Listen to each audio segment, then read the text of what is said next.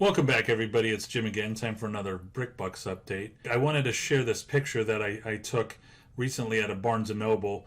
This right here is the back of a Lego Batmobile set that we're going to be talking about a little bit later.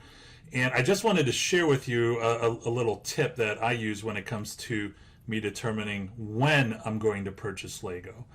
So right here you're going to see 4 characters on the back of the seal code. Now, for those of you that don't know, some of you may already know that the first 2 characters represent the week that the set was manufactured. The last character represents the year it was manufactured. So when you do the math, you'll know that this was manufactured on the 38th week of 2019, which means this set has been around, over 6 months, 7, 8, 9 months maybe, which is good news. I'm going to why is this important? I'm going to use the U.S. Capitol as an example. So when the U.S. Capitol came out, as soon as I saw the U.S. Capitol, I knew it was going to be a winner. In addition to that, I also knew that there's not going to be a strong demand for it while it was available at retail prices. I knew there was going to be a strong demand for it afterwards, which there currently is, by the way.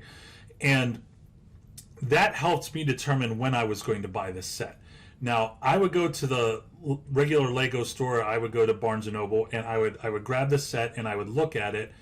And the seal codes were old. I mean, we're talking over a year, over 18 months, which made me very happy because I knew that there wasn't a strong demand for it. And I didn't have to go out there and buy 10, 20, 30 sets right away. It meant that I could take, quite a few weeks, maybe even a couple months to raise a certain amount of capital to where I could purchase 100, 200, 300 of these sets, and I could just slide in there, grab it, and there really isn't any competition from other resellers.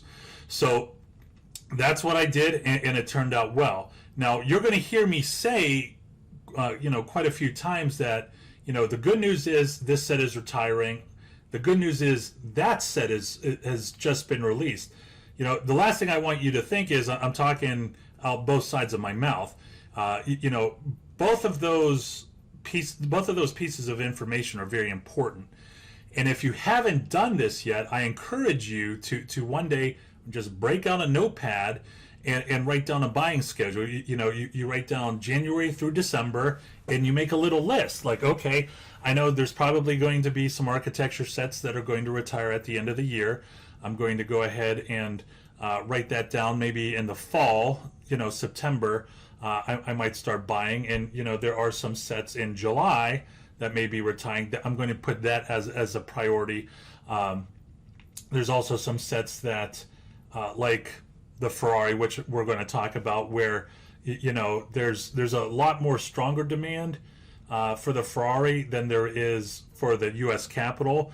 So I may just buy 10, 20 sets here over the course of a few years. The last thing you want to do is purchase $10,000 of a set that just came out, because that money, don't look at it as a set. Look at it as money. That money is going to be collecting dust on the shelf for 2 years. Is that something you really want to do? Of course not. You want to keep on churning that money. You want to keep on flipping it. You want to keep on raising capital so you could go ahead and